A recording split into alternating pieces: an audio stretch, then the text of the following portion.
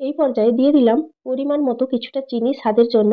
টকের পাশাপাশি হালকা মিষ্টি ভাব লাগবে, আর আমাদের যে ঠান্ডা লেগে আছে মুখে স্বাদটাও ফিরে আসবে।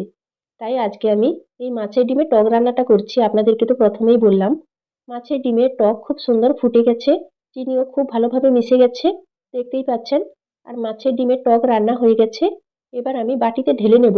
তবে আপনারা নামানোর আগে উপর থেকে কিছুটা সর্ষের তেল ছড়িয়ে দিতে পারেন। আজকে আমি দিচ্ছি না, আপনারা দিতে পারেন। তৈরি হয়ে গেছে মুখরোচক স্বাদের মাছের ডিমের টক। কাঁচা আম দিয়ে আপনারাও বাড়িতে এইভাবে মাছের ডিমের টক রান্না করুন, খেতে খুব ভালো লাগে। আপনারা যারা টক জাতীয় খাবার খেতে পছন্দ করেন, এইভাবে মাছের ডিম রান্না করলে আপনাদেরও খেতে খুব ভালো লাগবে। আশা করি মাছের ডিমের টক রান্নার ভিডিওটি আপনাদের ভালো লেগেছে। আর রান্নার ভিডিওটি যদি আপনাদের ভালো লেগে থাকে তাহলে আপনারা অবশ্যই লাইক, শেয়ার ও কমেন্ট করে পাশে থাকবেন।